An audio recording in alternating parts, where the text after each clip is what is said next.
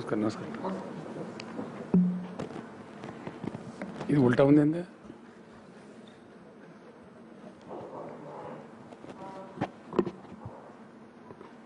చెప్పేద్దాం కదా.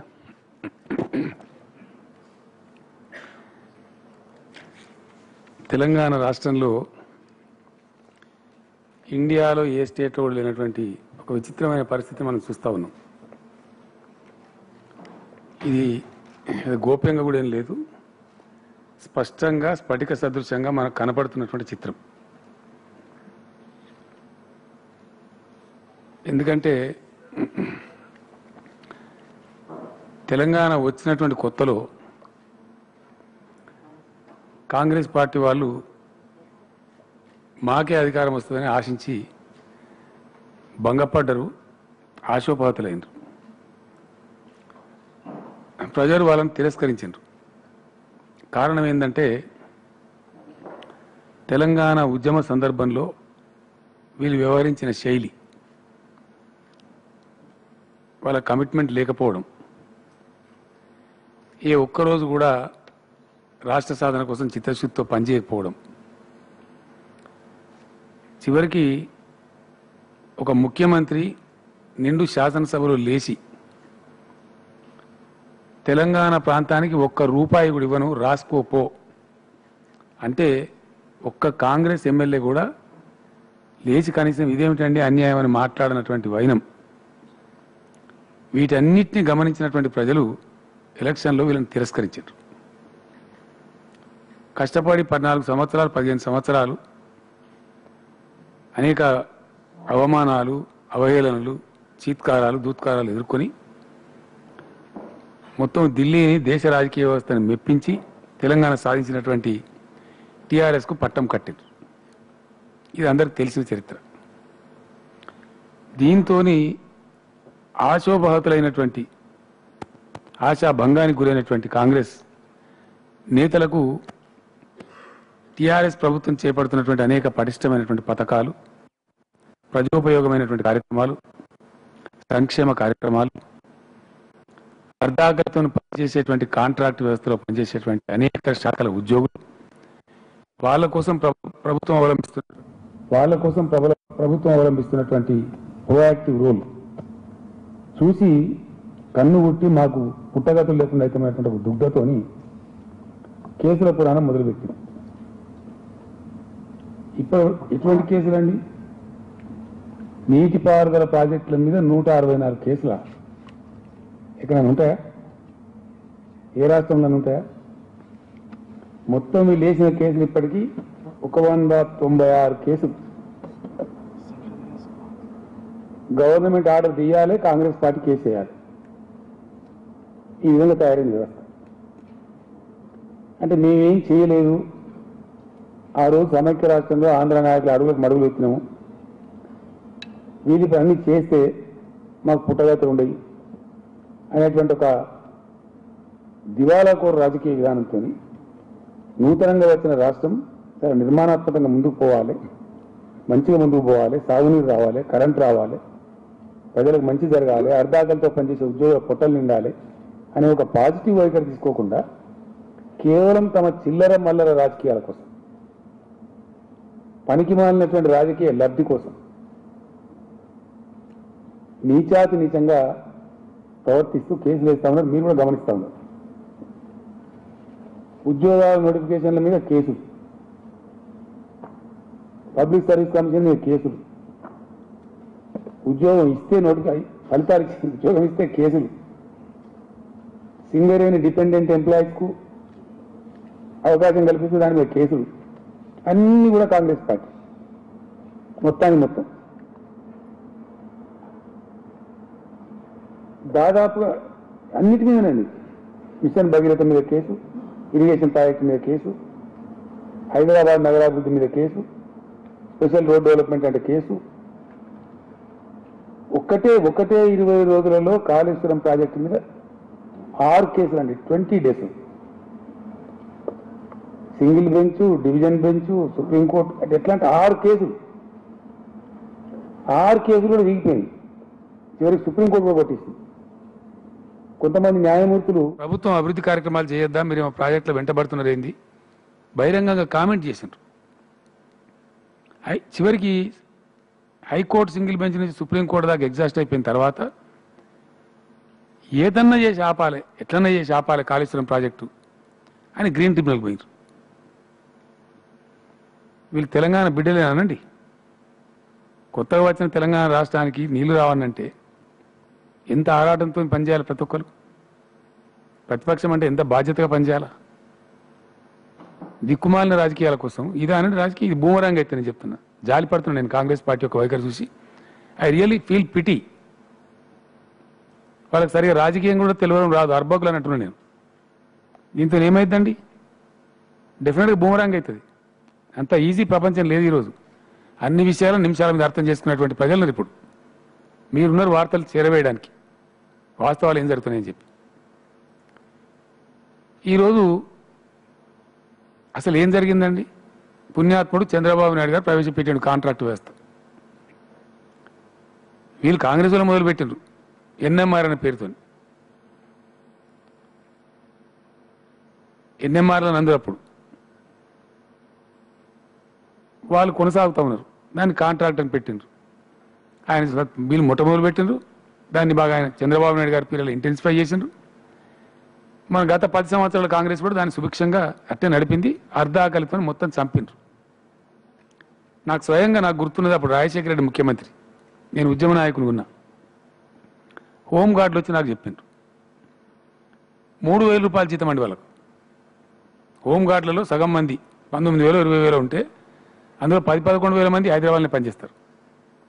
హైదరాబాద్ నగరంలో 3,000తో ఏం పని చేయాలి, భార్య ఎట్లా, పిల్లలు ఎట్లా, ఇక్కడ రూమ్ కిరాయి ఎంత, అయినా దిక్కులేక పాపం ఏ రోజన్నా మాకు రెగ్యులరైజ్ చేస్తారేమో, ఏ రోజు కన్నా మేము బాగుపడతామేమో అనే దాంతో అర్ధాకలితో పాపం వాళ్ళు ఆ పని చేస్తూ పోతే, ఒకరోజు జయలక్ష్మి గార్డెన్స్ అని ఒక మ్యారేజ్ హాల్ ఉంటుంది అక్కడ బోయినపల్లి.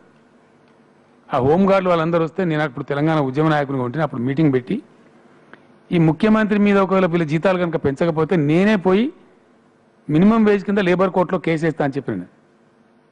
చెప్తే ఆదరా బాదరాగా అప్పుడున్న మినిమం వేజ్ మేరకు ఒక 3,000 రూపాయలు పెంచిండ్రు, 6,000 రూపాయలు చేసిండ్రు. మళ్ళీ తర్వాత మినిమం వేజ్ పెరిగింది. పెరిగితే కిరణ్ కుమార్ రెడ్డి ఆయన ఒక 1,000 ఏదో పెంచి 7,000 ఎంతో చేసిండ్రు. తర్వాత టీఆర్ఎస్ గవర్నమెంట్ రాగానే నేను ఇమీడియట్గా మళ్ళీ ఒక 3,000 4,000 పెంచి ఇప్పుడు 12,000 వాళ్ళకి ఇస్తున్నాం. వాళ్ళది కూడా రెగ్యులరైజ్ చేద్దామని చెప్పి నిర్ణయం చేసినాం. సింగరేణి డిపెండెంట్ మీద ఎప్పుడైతే కాంగ్రెస్ వాళ్ళు కోర్టుకు పోయినరో ఆలోచనలో పడ్డాం మేము. ఈ రెగ్యులరైజ్ చేయడమా లేదు వాళ్ళకి ఆర్థికంగా లాభం చేయడమా, ఏం చేయాలని ఆలోచనలో పడ్డాం. కరెంటు వాళ్ళు, ఈ కరెంటు వాళ్ళను ఆ హోంగార్డ్ కన్నా డైరెక్ట్ గవర్నమెంట్ జీతం ఇస్తుంది, కానీ కరెంటు వాళ్ళని సప్లై చేసిన కాంట్రాక్టర్ ఉంటాడు. ఆ కాంట్రాక్టర్ ఎంతైతే ఇయ్యాను వీళ్ళకి వేజ్ ఎంత ఇస్తా అని చెప్తాడో అంత ఇయ్యాడు. మళ్ళీ 1,000-2,000 కట్ చేసుకుంటాడు. 15% ఆయన కమిషన్ తీసుకుంటాడు. మళ్ళా వాళ్ళ బ్యాంక్ కార్డులు తీసుకొని వాళ్ళని ఒక బ్లాక్ మెయిల్ టైప్లో పెట్టి ప్రెజర్లో పెట్టి 2,000-3,000 కట్ చేసుకొని వాళ్ళ పుట్టగొట్టి వాళ్ళకి డబ్బులు ఇస్తారు. ఈ దురవస్థ నుంచి విద్యుత్ కార్మికుల పాపం వాళ్ళు చేసే పనులు ఎంత రిస్క్తో కొడుకున్నాయంటే వీళ్ళకి డ్యూటీ అవర్స్ లేవు, రాత్రి లేదు, పగలు లేదు. వీళ్ళు పోల్ క్లైంబింగ్, పోల్ ఎక్కాలి, ఖరాబ్ అయితే వర్షం లేదు, స్లిప్ అయినా ఏదైనా సచ్చినా పడ్డా స్తంభాలు ఎక్కాలి, ఫ్యూజ్ ఆఫ్ కాల్స్ అటెండ్ చేయాలి, ట్రాన్స్ఫార్మర్ మెయింటైన్ చేయాలి, బ్రేక్ డౌన్స్ అని అటెండ్ చేయాలి. బ్రేక్ డౌన్ అటెండ్ చేయడానికి రాత్రి లేదు, పగలు లేదు. ఎండాకాలం అయితే మనకే అర్ధగంట కరెంట్ పోతే మనమే తిడుతూ ఉంటాం, ఫోన్లు చేస్తూ ఉంటాం. ఇట్లా ఆన్ కాల్ విపరీతమైనటువంటి జనరేటర్స్లో, టర్బైన్లో, అతి ఎక్కువ ఉష్ణోగ్రత ఉండేటువంటి ప్రాంతాలలో, యాష్ పాయింట్లలో పాపం వల్ల లంగ్స్ ఖరాబ్ అయ్యేటువంటి బూడిదను అంటే భయంకరమైనటువంటి కోల్ ప్లాంట్లలో ఒక టార్చరస్గా ఉండేటువంటి జాబ్ చేస్తారు వీళ్ళు. వీళ్ళకి అన్యాయం జరుగుతుందని చెప్పి వాళ్ళ అధికారులు మాట్లాడుకుని నాకు చెప్తే తప్పకుండా దాన్ని పాజిటివ్గా చేయండి, అట్లా కరెక్ట్ కాదు. జనరల్ మనం ఒక పాలసీ పోతున్నాం టీఆర్ఎస్ ప్రభుత్వం, వాళ్ళు సగమం కట్టుతో పనిచేయడం కరెక్ట్ కాదని చెప్పి చెప్తే 3 కంపెనీలు ట్రాన్స్కో, జెన్కో, 2 డిస్కాములు, 4 కంపెనీలు కూడా వాళ్ళు విచారించుకొని వాళ్ళ బోర్డులు పాస్ చేసుకొని న్యాయంగా వాళ్ళకి చేద్దామని చెప్పి కాంట్రాక్టర్ల పరిధిలో నుంచి వాళ్ళని తప్పించి వాళ్ళకు స్కేల్ డిసైడ్ చేసి చేద్దామని వాళ్ళకు ఒక పద్ధతి చేద్దామని చెప్పి రెగ్యులరైజేషన్ చేయలే. యాక్చువల్గా వాళ్ళని అబ్జర్వ్ చేసుకున్నారు. కాంట్రాక్టర్ చేతిలో ఉన్నటువంటి వాళ్ళను డిపార్ట్మెంట్లోకి అబ్జర్వ్ చేసుకున్నారు. డిపార్ట్మెంట్లోనే ఉండి వాళ్ళని రెగ్యులరైజ్ చేస్తేనేమో అది రెగ్యులరైజేషన్ అవుతుంది. బట్ డిపార్ట్మెంట్లో లేరు వాళ్ళు. కాంట్రాక్ట్ సప్లై చేసినటువంటి కాంట్రాక్టర్ విశాఖలో ఉన్నారు వాళ్ళు. నేను ఏజీ గారు కూడా చెప్పినా, నేను కూడా ప్రయత్నం చేస్తా, కోర్టు వారికి కూడా నేను అప్పీల్ చేస్తా ఉన్నా. This is not regularisation. Same ఇదే సంస్థలో పనిచేస్తూ ఉండి తక్కువ జీతంతోనో కాంట్రాక్ట్ డైరెక్ట్ తీసుకుని కాంట్రాక్ట్ చేస్తుంటే దాన్ని రెగ్యులరైజ్ చేస్తేనేమో అది రెగ్యులరైజేషన్ అవుతుంది. కానీ కాంట్రాక్టర్ ద్వారా సప్లై చేయబడుతూ ఆ కాంట్రాక్టర్ యొక్క దోపిడీకి గురవుతూ వాళ్ళు బలవుతున్నారు. కాబట్టి మీరే అబ్జర్వ్ చేసుకోండి అని చెప్పి నేను చెప్తే వాళ్ళని అబ్జర్వ్ చేసుకున్నారు. అది 2015లో వాళ్ళు సమ్మె చేశారు పాపం. అంతకుముందు కూడా సమ్మెలు చేశారు చాలాసార్లు. వాళ్ళ డిమాండ్ కూడా అదే, మాకు ఈ కాంట్రాక్టర్ తీసేసి ఆ దళారీ వ్యవస్థ తీసేసి మమ్మల్ని డైరెక్ట్ తీసుకోండి దయచేసి అని చెప్పిండ్రు. ఈరోజు చేసింది కూడా అబ్సార్ప్షన్ తప్ప రెగ్యులరైజేషన్ కాదు. కోర్టు వారు దయచేసి దీన్ని కూడా పరిగణలో తీసుకోవాలని చెప్పొచ్చు నేను ప్రార్థిస్తా ఉన్నా కోర్టు వారిని. కోర్టు వారిది సుప్రీంకోర్టు తీర్పు ఉందండి ఒకటి, రెగ్యులరైజేషన్ చేయకూడదు, ఎందుకంటే అందరికీ ఓపెన్ ఆప్షన్ ఉండాలి, అందరికీ అవకాశం ఇవ్వాలని చెప్పింది. కాబట్టి హైకోర్టు వారు దాన్ని అనుసరించి తీర్పిస్తూ ఉన్నారు. వారిని మనం తప్పడానికి వీలు లేదు. కోర్టుని ఒక అభినందన చేస్తా ఉన్నాను ఈరోజు. కోర్టు చాలా మానవతా కోణంతో తీర్పు వెలువరించింది. ఇలా దాన్ని రెగ్యులరైజేషన్ ఆపినా ఒక 4 రోజుల కోసం పోస్ట్పోన్ చేసినప్పటికీ స్కేల్ ఇవ్వమని చెప్పి స్కేల్ కూడా వాళ్ళే చెప్పిండ్రు. ఎలక్ట్రిసిటీ బోర్డు వాళ్ళు ప్రపోజ్ చేసిన దానికంటే ఇంకో 400-500 ఎక్కువ పెట్టి రౌండ్ ఫిగర్ చేసి పెంచిండ్రు. అది ఏది జగదీష్ రెడ్డి గారు ఆ టేబుల్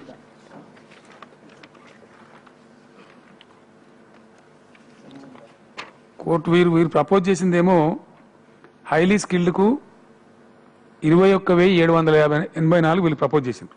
ఎవరు బోర్డు వాళ్ళు 21,784 ప్రపోజ్ చేస్తే కోర్టు 22,000 ఇమని చెప్పింది.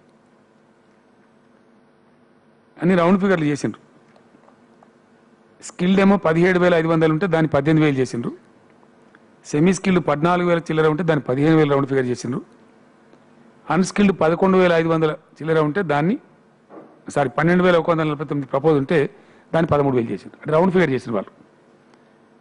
నేను ఈరోజు కోర్టు వారు అవలంబించినటువంటి మానవతా దృక్పథానికి వారికి ధన్యవాదాలు తెలియజేస్తున్నాను నేను.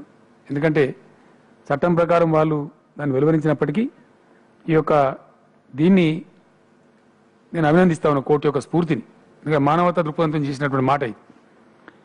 దాన్ని మించి కార్మికులు పాపం వాళ్ళు చిన్నబుచ్చుకోకుండా వాళ్ళకు ఒక మానసిక స్థైర్యం కల్పించడానికి రాష్ట్ర ముఖ్యమంత్రిగా నేను సంస్థల వారిని ఇప్పుడే కోరినాను, వాళ్ళు కూడా అంగీకరించినారు. విద్యుత్ శాఖ మంత్రి గారు ఆ సంస్థలతో మాట్లాడుకొని తీర్పు వచ్చిన ధర్మ వాళ్ళకి చెప్తే వాళ్ళు చర్చ చేసుకొని వచ్చి నాకు ఇప్పుడు చెప్పినారు. యాక్చువల్ నేను 6 o'clock పెట్టుకున్నాను ప్రెస్ కాన్ఫరెన్స్, దానికోసం లేట్ అయినా. కోర్టు వారు ఇచ్చిన దానికంటే కూడా ఇంకొక 1,000 రూపాయలు ఎక్కువ ఇస్తున్నాం అందరికి కూడా. 22,000 కోర్టు వారు ఇస్తే మేము 23,000 ఇవ్వదలుచుకున్నాం. అట్నే 18,000 వాళ్ళకి 19,000 ఇవ్వదలుచుకున్నాం.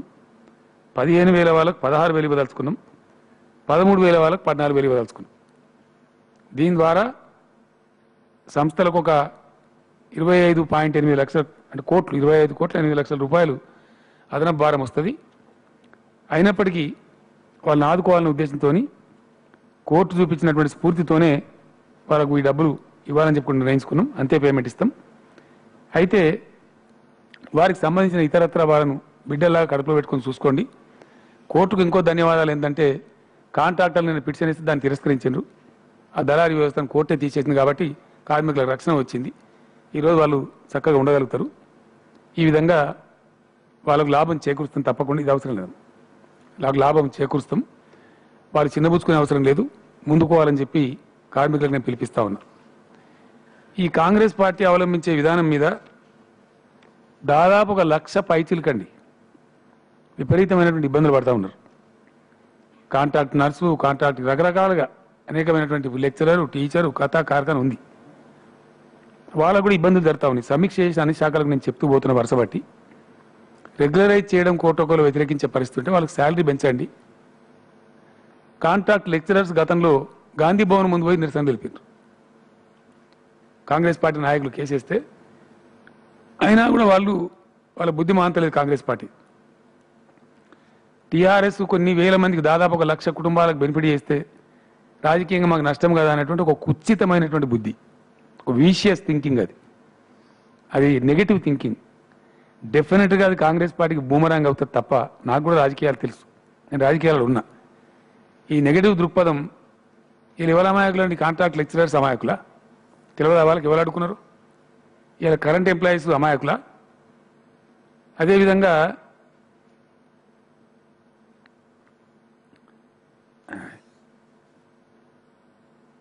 రేపు హోంగార్డు ఉన్నారు, వాళ్ళ అమాయకులా? వాస్తవాన్ని నేను నిర్ణయం తీసుకున్న హోంగార్డ్ అది అసెంబ్లీలో కూడా నేను ప్రకటన చేసిన, మీరు చూసిన చేసిన సందర్భంలో. ఇది వచ్చిన తర్వాత ఆగిపోయినాం. రెగ్యులరైజేషన్ చేయొద్దని మరి ఏం చేయాలి? నేను డీజీపీ గారికి చెప్తే ఏ విధంగా వాళ్ళని అడ్జస్ట్ చేస్తారు వివిధ సేవలలో? మీకు పోలీసుకు డ్రైవర్లు అవసరం ఉన్నారు, వీళ్ళు అవసరం ఉన్నారు, వాళ్ళు అవసరం ఉన్నారు. వాళ్ళకు ఒకవేళ రెగ్యులరైజ్ చేయకపోయినా వాళ్ళ శాలరీ పెంచే ప్రతిపాదన తయారు చేయనంటే ఆ పనిలో ఇప్పుడు వాళ్ళు నిమగ్నమై ఉన్నారు. ఇప్పుడు షార్ట్ పీరియడ్లో నేను హోంగార్డులను పిలిచి వాళ్ళతో నేను మాట్లాడేది ఉంది. పిలిపించి ఇదే జనహిత పిలిపించి మాట్లాడి వాళ్ళ సమస్య కూడా పరిష్కారం చేస్తాం. రెగ్యులరైజేషన్ అనేది చేయలేకపోయినా ఎవరైతే కాంట్రాక్ట్ బేసిస్లో పనిచేసి పాపం అర్ధాకలితో ఉన్నారో తప్పకుండా ప్రభుత్వం వాళ్ళ కడుపులు నింపే ప్రయత్నం మాత్రం చేస్తాం. ఈ కాంగ్రెస్ దుష్టపన్నాగాలను తిప్పికొడతామని కూడా మనవి చేస్తా ఉన్నా. కాంగ్రెస్కి ఏం శిక్ష విధించాలనో ఈ కుటుంబాల వాళ్ళే ఆలోచించాలని చెప్పి కూడా నేను కోరుతా ఉన్నా. రాష్ట్రంలో ప్రజలు కూడా ఆలోచన చేయాలి. ఎందుకంటే ఇంత దుర్మార్గంగా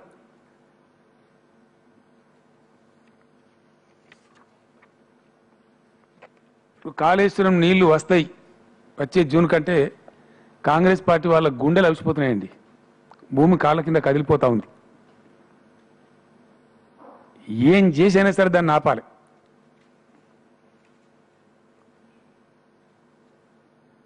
ఒక్క కాళేశ్వరం ప్రాజెక్టు మీద 119 కేసులండి. ఏం అవసరమండి కాంగ్రెస్ పార్టీకి ఇంత దుగ్ధ? ఇలా మేము ఇస్తున్నది 6 లక్షలు, 12 లక్షలు, 9 లక్షలు. నేను అడుగుతున్న కాంగ్రెస్ పార్టీ మొత్తం చరిత్రలో మీరు కట్టిన ప్రాజెక్టులకు మీ ముఖాలకి నడన 6 లక్షలు ఇచ్చిండ్రా?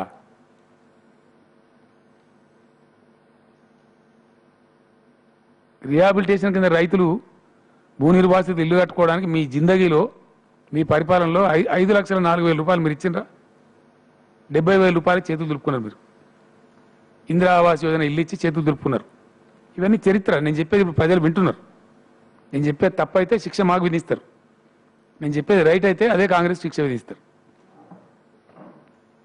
ఇట్లా పాలమూరు రంగారెడ్డి ఎత్తిపోతల పథకం కానీ, డిండి ఎత్తిపోతల పథకం కానీ, కాళేశ్వరం ఎత్తిపోతల పథకం కానీ, సాగునీరు రాకుండా రకరకాల కేసులు వేయటం, జీవో 123 చేస్తే దాని మీద కేసు, దాన్ని చట్టం చేసి రాష్ట్రపతి ఆమోదం పొందితే మళ్ళీ ఇప్పుడు దాని మీద కేసు, దాని మీద కూడా వేసినప్పుడు కేసు, జీవో మీద కేసు, జీవో చట్టం అయితే ఇప్పుడు మళ్ళీ పిల్లి నిన్ననే పడ్డది హైకోర్టులో.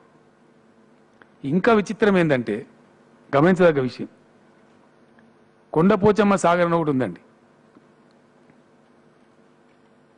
కింది నుంచి వస్తూ నీళ్లు కాళేశ్వరం నుంచి వస్తూ ఎల్లంపల్లి, మిడ్మానేరు, అక్కడి నుంచి రంగనాయక సాగర్, అనంతగిరి, రంగనాయక సాగర్, మల్లన్న సాగర్ వచ్చి అక్కడి నుంచి ఫైనల్ స్టేజ్లో 620 మీటర్ల ఎత్తులో ఉండేటువంటి కొండపోచమ్మ సాగర్కి వస్తుంది.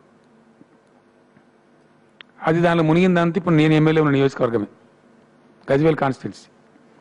అవి హెచ్ఎండిఓలో ఉన్నాయి ఆ 3 ఊళ్ళు, బైలంపూరు, తానేదారపల్లి, మామిడాలపల్లి అని చెప్పి పాపం వాళ్ళు హెచ్ఎండిఏలో అంతర్భాగంగా ఉన్నాయి. అట్లే కొంత మర్కూకు, పాములపర్తి అని 2 ఉన్నాయి, మర్కూకు మండలంలో ఉన్నాయి, అవి కూడా హెచ్ఎండిఏలో ఉన్నాయి. హెచ్ఎండిఏలో ఉన్న వాటి యొక్క రిజిస్ట్రేషన్ వాల్యూ హై ఉంది. సాధారణంగానే అమ్ముకుంటే కొనుక్కుంటే వాళ్ళకు 9 లక్షలు 10 లక్షలు అట్లా పోతా ఉంది. కొన్ని సందర్భాల్లో అవసరం కొనుక్కునే వాళ్ళు ఎక్కువ రేటు కూడా ఇస్తూ ఉన్నారు. నా నియోజకవర్గం కదా రైతులని చెప్పి నేనే స్వయంగా వాళ్ళని పిలిచి మీరు పరిహారం మీకు రీజనబుల్గా నేను ఇప్పిస్తాను తీసుకోండి, మిగతా విషయాలు మీకు రిహాబిలిటేషన్లో కూడా చాలా తొందరగా నేను దగ్గర నుండి చేయిస్తానని చెప్పి హామీ ఇస్తే నా మాట గౌరవించి దానికి కావాల్సింది మొత్తం 4,400 ఎకరాల భూమి అండి.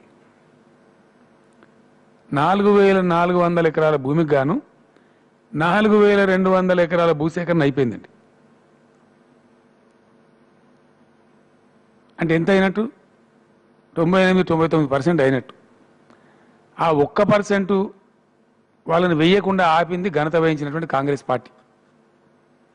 అంటే కాంగ్రెస్ పార్టీ దీన్ని బట్టి ఏం ఆశిస్తున్నట్టండి? కాంగ్రెస్ పార్టీ యొక్క వైఖరం ఏంది? ఆఖరికి ఆ 200 ఎవరంటే కాంగ్రెస్ కార్యకర్తలు. ఉన్న 4-5 కుటుంబాలు ఏవైతున్నాయో 100% కాంగ్రెస్ పార్టీ ఆఫీస్ బేరర్స్ లేదా Congress party MPP, Congress party నాయకులు. అదంతా లోకం. నేను చెప్పేది ఆడ కూడా వింటున్నారు ప్రజలు. ఇక 200 ఎకరాలలో మీ కాంగ్రెస్ పార్టీ కార్యకర్తలను అడ్డం పెట్టుకొని కొండపోచమ్మ సాగర్ ప్రాజెక్ట్ ఆపుతారా? ఆపవచ్చునా? ఇది మీద ఒక రాజకీయ పార్టీ ఇంత దివాలు తీసిపోయినా మీరు ఇంత భ్రష్టు పట్టినరా?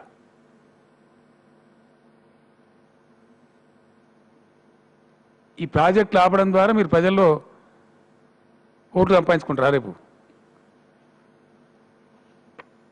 ఎందుకు ఇంత దరిద్రం ఆలోచనలు చేస్తున్నా నాకు అర్థం కాదు. ఇప్పటికి 100 సార్లు చెప్పిన, నేను శాసనసభలో కూడా చెప్పిన, let us not curse our own state. కొత్తగా సాధించుకున్న రాష్ట్రానికి మనమే శాపాలు విధించుకోవద్దు. మీ చిల్లర రాజకీయాల కోసం తెలంగాణ చిన్నగా చేయొద్దు అని చెప్తే టోటల్ విషపూరితంగా నెగటివ్ బుద్ధి పెట్టుకొని దుర్మార్గంగా చేస్తూ ఉన్నారు.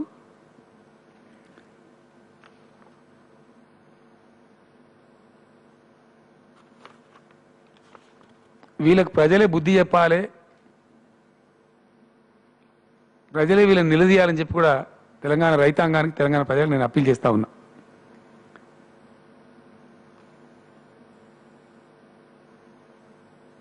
చివరికి యాదాద్రి, భద్రాద్రి 2 పవర్ స్టేషన్స్ అండి.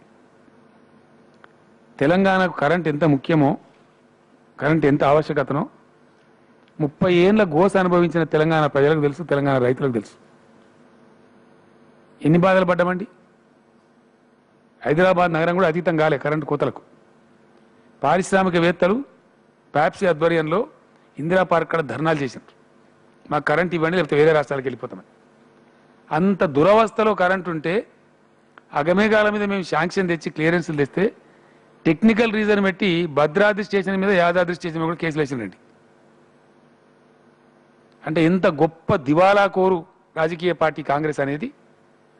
ప్రజలకు కరెంట్ రాకున్నా పర్వాలేదు, ప్రజలకు మంచినీళ్ళు రాకున్నా పర్వాలేదు, ప్రజలకు సాగునీరు కూడా రావద్దు, మా రాజకీయాలు నెరవేరాలి. ఇదా మీ రాజకీయం? ఇదేనా తెలంగాణ కొత్త రాష్ట్రంలో ఒక జాతీయ పార్టీ అవలంబించే విధానం? నేను బయలుదేరుతున్నా ఇప్పుడు. శ్రీరామ్ సాగర్ ఫౌండేషన్ చేసిన తర్వాత రాష్ట్రం మొత్తం ఒక రౌండ్ తీసుకుంటున్నాను. మొత్తం బ్రహ్మాండంగా వీళ్ళని బతుకును చివరస్థాలు ఎండగడతాం. ప్రజాక్షేత్రంలో వీళ్ళు అవలంబిస్తున్న దుర్మార్గపూరిత రాజకీయాలు, ఈ క్షుద్ర రాజకీయాలు ఎంతకాలం చేస్తారో, ఇది ఎవల మేలు కోరి చేస్తున్నారో కాంగ్రెస్ పార్టీ సమాధానం చెప్పాలి. 196 కేసులు, కొత్తగా ఏర్పడ్డ రాష్ట్రం గొంతు నిలిమేయడానికి విషపూరితంగా పనిచేస్తున్నటువంటి విలన్ ఈ కాంగ్రెస్ పార్టీ. నేను ఆ రోజు చెప్పినండి, ఈరోజు చెప్తాను కొత్తగా. జలదృశ్యంలో మొట్టమొదటి స్పీచ్ 2001 ఏప్రిల్ 27 తారీఖు నాడు. ఆ రోజు ప్రకటించిన నేను జలదృశ్యంలో పేపర్ కటింగ్స్ ఉన్నాయి, ప్రెస్ క్లిప్పింగ్స్ ఉన్నాయి, ఈవెన్ టీవీ క్లిప్పింగ్స్ కూడా ఉన్నాయి.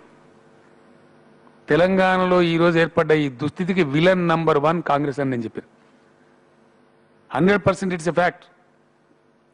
నాటి నుంచి నేటి దాకా ఈ తెలంగాణ ప్రజల పాలిట పిశాచి ఈ కాంగ్రెస్ భూతం. డెఫినెట్గా ఉన్న తెలంగాణను ఫజల్ అలీ కమిషన్ యొక్క నిర్ణయానికి వ్యతిరేకంగా, ఫజల్ అలీ కమిషన్ రికమెండేషన్కి వ్యతిరేకంగా, తెలంగాణ ప్రజల మనోభావాలకు వ్యతిరేకంగా ఆంధ్రప్రదేశ్లో విలీనం చేసినటువంటి కాంగ్రెస్ ప్రధానమంత్రి, కాంగ్రెస్ అధ్యక్షుడు ఆనాడు జవహర్లాల్ నెహ్రూ తెలంగాణ ప్రజల గోస పోసుకున్నాడు. ఆ తర్వాత 69లో ఉద్యమం వచ్చి తెలంగాణ కావాలని అడిగితే ఆయన బిడ్డనే ఇందిరాగాంధీ 400 మందిని ఫైరింగ్లో చంపించి 1000 మందిని పీడీ యాక్ట్లు జైళ్ళలో పెట్టి తెలంగాణ ఉద్యమాన్ని కించపరిచి ఆ రోజు 11 మంది ఎంపీలు గెలిచిపోతే ప్రజల యొక్క మ్యాండేట్ తిరస్కరించి కాలదొక్కినటువంటిది కాంగ్రెస్ పార్టీ. తెలంగాణకు ముల్కీ రూల్స్ ఉండాలి అని సుప్రీంకోర్టు తీర్పిస్తే ఆ సుప్రీంకోర్టు తీర్పును బేఖాతరు చేస్తూ, దాన్ని కాలరాస్తూ రాజ్యాంగ సవరణ చేసి ముల్కీ రూల్స్ను రద్దు చేసి తెలంగాణ ఉద్యోగుల నోట్లో, నిరుద్యోగుల నోట్లో మట్టి కొట్టింది ఇదే కాంగ్రెస్ పార్టీ. ఆ తర్వాత మా పాపాలు కడుక్కున్నాం, రక్షాలను అయిపోయినాం, తెలంగాణ ఇస్తామని 2004లో అప్పటికి చెతికిలబడి ఉన్న కాంగ్రెస్, అటు దేశంలో కావచ్చు, ఇటు రాష్ట్రంలో కావచ్చు, ఎల్లెనకల పడి ఉన్న కాంగ్రెస్ టీఆర్ఎస్తో దోస్తీ కట్టి అధికారాన్ని కైవసం చేసుకొని మళ్ళా కొన్ని వందల మంది చచ్చిపోవడానికి కారణమైంది. ఇవ్వలే, మంచి మాటతో ఇవ్వలే. 10 సంవత్సరాలు 14 సంవత్సరాలు దాదాపు రాశిరాంపురం వాళ్ళకి దొరికినటువంటి సమయాన్ని 10 సంవత్సరాలు ఆపి 10వ సంవత్సరం చివరిలో ఇక బతుకం చచ్చిపోతాం, దేశమంతా నెగిటివ్ అయింది, నెగిటివ్ గాలి వీస్తున్న తరుణంలో తెలంగాణ ఇవ్వడం ద్వారా ఇక్కడ డోకలు చెల్తేమో, ఇక్కడ బతుకుతామేమో, గంజి నీళ్ళు దొరుకుతాయేమో ఉద్దేశంతో ఇచ్చిన తప్ప తెలంగాణ ప్రజల మీద ప్రేమతో ఇయ్యలే. అందుకే ఎలక్షన్లో తెలంగాణ ప్రజలు తిరస్కరించారు, ఘోరంగా తిరస్కరించారు. ఆ తదనంతరం మళ్ళా ఇప్పుడు ఈ కేసుల రూపంలో తెలంగాణ ప్రగతిని అడ్డుకోవడానికి శిఖండి పాత్ర పోషిస్తున్నది కాంగ్రెస్ పార్టీ. ఎందుకంటే లేకపోతే ఎన్ని కేసులు? అసలు విచిత్రమైన వైఖరి, చాలా విచిత్రమైన వైఖరితో ప్రవర్తిస్తూ ఉన్నారు. ఒక బాధ్యత గల ముఖ్యమంత్రిగా ప్రజలకు రిమైండ్ చేస్తా ఉన్నా, నేను మీకు కూడా రిమైండ్ చేస్తా ఉన్నా, నీటిపారుదల ప్రాజెక్టులు గతంలో ఆంధ్రప్రదేశ్ ఉన్నప్పుడు చేపట్టినవి నీళ్ళు ఇచ్చే ఉద్దేశంతో పెట్టినవి కావు. వాటన్నిటిని మనం రీడిజైన్ చేసుకుంటున్నాం. ఒక బాధ్యత గల ముఖ్యమంత్రిగా శాసనసభలో నేను పవర్ పాయింట్ ప్రజెంటేషన్ ఇస్తా, అందరు వినండి, ఏమైనా సూచన చెప్పండి అంటే పారిపోయింది కాంగ్రెస్ పార్టీ వాళ్ళు. ఎందుకు పారిపోయిందండి నేను అడుగుతా ఉన్నా? ఏం సాధించిన వీళ్ళు పారిపోయి? కారణం ఏంది? Why you people ran away? Do you have an answer for that? అంటే ఈ రకంగా రాష్ట్రం కొత్తగా వచ్చింది, దాన్ని డెవలప్మెంట్ చేయడంలో ఒక ప్రధాన మీకు ఆ పాత్ర ఇచ్చిందండి. అంత అసహనం ఎందుకు? అంత చొక్కాలు తీసుకోవడం ఎందుకు? చాలా టైం ఉంది ఎలక్షన్కు, 2019 ఏప్రిల్ కదా. ఇంత లోపల ఎందుకంత అంత మిడిచిపాటు, అంత కథ? ఎవరి మీద పొరపాటు చేస్తే ప్రజలు మాకు శిక్షిస్తారు.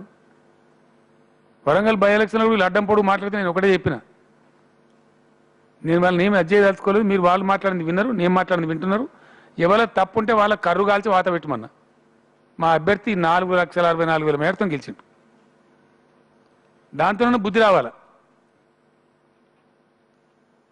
తర్వాత శిఖండి గాలను వాళ్ళని వీళ్ళని జమ చేసుకొని సమైక్యవాదన చేసిన పార్టీని కూడా కట్టుకొని ఆల్ పార్టీ అని పెట్టిండ్రు. అచ్చంపేట మున్సిపాలిటీలో సిగ్గు లేకుండా అన్ని పార్టీల జెండాలు కట్టుకొని తిరిగిండ్రు. ఒక్క సీటు గెలవాలి కౌన్సిలర్ సీట్. 20 కౌన్సిలర్లు ఉంటే 20కి 20 టీఆర్ఎస్ గెలిచింది. ఆల్ పార్టీ మహాకూటమి. సేమ్ మహాకూటమి మళ్ళీ పాలేరులో తీసుకున్నారు. సిద్ధాంతాలు లేవు, సిగ్గులు లేవు. ఆడ మా అభ్యర్థి తుమ్మల నాగేశ్వరరావు గారు 46,000 మేరతో గెలిచిండు. అంటే ప్రజలు ఇంత ఘోరంగా తిరస్కరిస్తుంటే కూడా, మీ పద్ధతి బాగలేదని చెప్తుంటే కూడా ప్రవర్తన మార్చుకోకుండా ఒకటే పద్ధతిలో పిడుగుకు అదే మంత్రం, సావుకు అదే మంత్రం, పెళ్లికి అదే మంత్రం అనే పద్ధతిలో కేసులు వేయడం ద్వారా ఆప్తమని అనుకోవడం కానీ, మాట్లాడడానికి కొద్దిగా సిగ్గానే ఉండానండి. సిగ్గు ఉండాలి కొన్ని విషయాలు మాట్లాడి. నిన్న కాంగ్రెస్ పార్టీ పేపర్లో చూసి నేను నవ్వుకుంటా ఉన్నా. 10 ఏళ్లలో ఇసుక మీద ఓ 50 కోట్లు తేనటువంటి పార్టీ 10 ఏళ్ల ప్రభుత్వంలో 3 ఏళ్లలో 1000 కోట్లు సంపాదించిన ప్రభుత్వాన్ని నిందిస్తే సిగ్గా, ఎగ్గా, నోరా, అవి నాలికలా, తాటి మట్టలా, ఏమనుకోవాలి?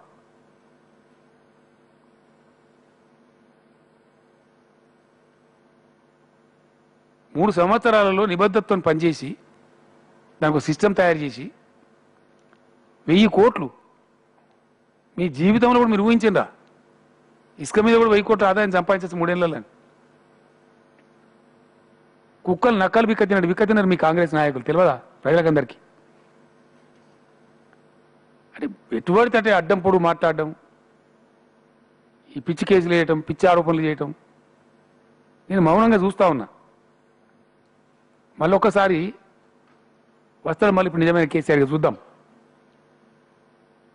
నేను ముఖ్యమంత్రి కేసీఆర్ అని చెప్పి గంభీరంగా ఉంటున్నా.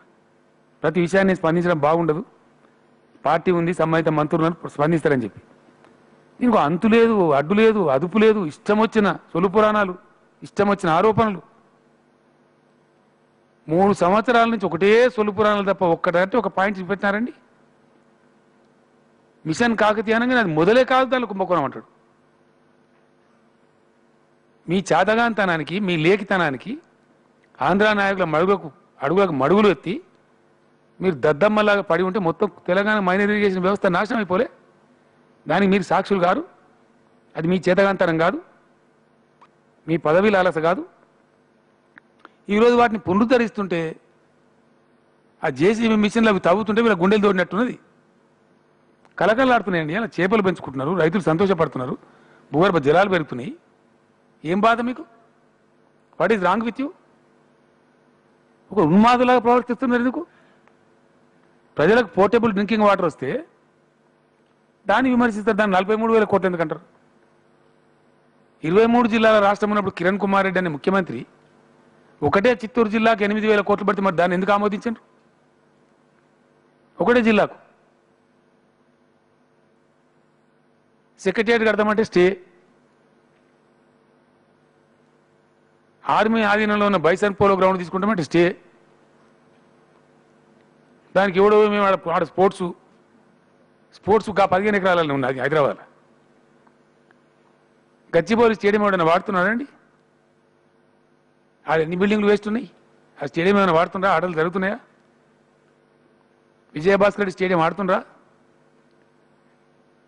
హకీంపేట ఎయిర్పోర్ట్ దగ్గర 200 ఎకరాల స్పోర్ట్స్ స్కూల్ జాగాలు ఎవడన్నా ఆడుతుండా? ఉప్పల్ స్టేడియంలో ఎప్పుడన్నా ఆటలు జరగంగా చూసిందా మీరు? నేను కూడా మీలో ఒకరిని అడుగుతున్నా. 500 ఎకరాల పైచీలకు ఆట స్థలాలు ఉన్నాయి హైదరాబాద్లో. ఈ హైదరాబాద్ ఆట స్థలాలు ఇవ్వట. ఇప్పుడు ఆ 15 ఎకరాలే మొత్తం ప్రపంచం అట.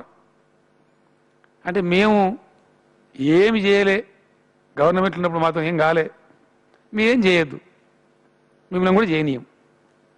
ఇది ఈరోజు కాంగ్రెస్ ఇరిగేషన్ ప్రాజెక్టులో మేము విఫలం చెందినాం. ఓ మంచి సెక్రటరియట్ ఉండొద్దు రాష్ట్రానికి, మేమంతా ముండమోయి పనులు చేసినాం, మీరు కూడా అట్నే ఉండాలి. ఎందుకుంటామండి? ఒకటే మాట నేను చెప్తా ఉన్నా, ఎవరు ఎన్ని వెకిలి ప్రయత్నాలు చేసినా, మకిలి ప్రయత్నాలు చేసినా, 600 అయినా సరే తెలంగాణను అభ్యుదయ పథంలో నిలిపేటువంటి మా ఏకాగ్రతను మరల్చలేరు. Our concentration of development of Telangana can not be diverted. 100% డెటర్మైన్డ్గా ఉక్కు సంకల్పంతో, వజ్ర సంకల్పంతో ముందుకు పోతా ఉన్నాం. దండిగా ప్రజల ఆశీస్సులు, ప్రజల దీవెనలు మాకున్నాయి. 100% ముందుకే పురోగమిస్తాం. మీరు ఎన్ని కేసులు పెట్టినా వాటిని అధిగమిస్తాం. ఇప్పటికి న్యాయస్థానాలు మీకు చాలా చివాట్లు పెట్టి మీకు బుద్ధి వస్తలేదు. ఈరోజు చూడండి, మీరు ఆశించింది ఏంది? సింగరేణి కార్మికులు నోరు కొట్టింది కూడా వీళ్ళే. ఎవరండి డిపెండెంట్ ఉద్యోగాలు తీసింది? తెలుగుదేశం పార్టీ ప్రభుత్వం, వాళ్ళ సంఘం, జాతీయ సంఘాలు, వాళ్ళందరి సాక్షిగా డిపెండెంట్ ఉద్యోగాల హక్కును తొలగించింది టీడీపీ ప్రభుత్వం. దాన్ని యథాలాపంగా కొనసాగించింది కాంగ్రెస్ ప్రభుత్వం. మేము దాన్ని తీసితే, అధికారం కల్పిస్తే కోర్టుకు పోయి రద్దు చేయించింది కాంగ్రెస్ పార్టీ. ఇది తెలియదా?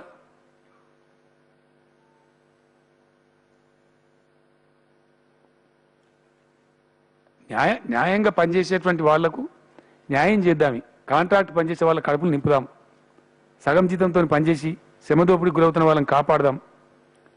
మేము చేయలేదు కాబట్టి మీరు చేయొద్దు. మా కాలమంతా మేము వాళ్ళని అట్లే ఉంచినాం కాబట్టి మీరు చేస్తే మాకు ఇబ్బంది అవుతుంది కదా. ఇదా వైఖరి? Is this the way?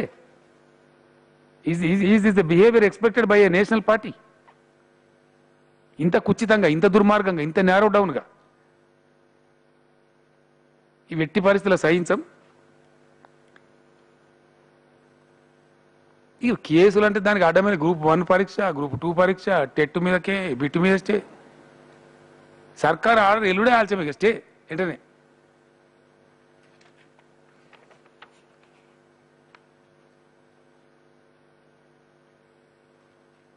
చివరికి అమరవీరుల స్మారకం కడితే కూడా స్టే చేస్తారండి. ఆడ కట్టదట. వీళ్ళు వాళ్ళకన్నా గొప్పోలట వీళ్ళు. ఇప్పటికే డిలే అయిన దాని డిజైన్ ఏంటంటే ఒక 6 అంతస్తులు ఉండాలి. దాని మొత్తం అప్పటి నుంచి 69 నుంచి ఇప్పటిదాకా తెలంగాణ ఉద్యమ చరిత్ర, దానికంటే ముందు ముల్కీ ఉద్యమ చరిత్ర, అప్పుడు దొరికిన వీడియోస్ అవన్నీ కూడా నిక్షిప్తం చేసి ఒక ఫిలిం షో అదంతా తయారు చేసి తరతరాలకు ఉంటేట్టు కడదామని చెప్పి చేస్తే దాని డిజైన్ అనే కొద్దిగా జరిగింది. అనుకున్న ప్రకారం రావాలి, మంచిగా రావాలి. దేశ విదేశాలలో వస్తే కూడా ఏంటి అంటే తెలంగాణ మార్టైర్స్ అంటే ఒక చరిత్రను నిలిచిపోయేటట్టు ఉండాలి, 4 రోజులు ఆల్చమని చెప్పి డిజైన్ చేయించి దాన్ని మొదలు పెడతారు, దాని మీద పిల్లు, మొత్తం పిల్లే. ఇక అంబేద్కర్ స్టాచ్యూ పెడతామంటే అది పిల్లు. అంటే మేము ఏం చేసినా సరే పిల్లు. అంటే ఈ పిల్లి కాంగ్రెస్ కథ ఎందుకు ఇప్పుడు ప్రజలు తెలుసారు? ఈ పిల్ల మరి ఈ పిల్లి శకునాలు ఈ దేన్ని ఆశించండి? ఇంత అసహన వైఖరి నేను చెప్తాను ఈ భారతదేశంలో ఏ రాష్ట్రంలో కూడా ఇక్కడ లేదండి.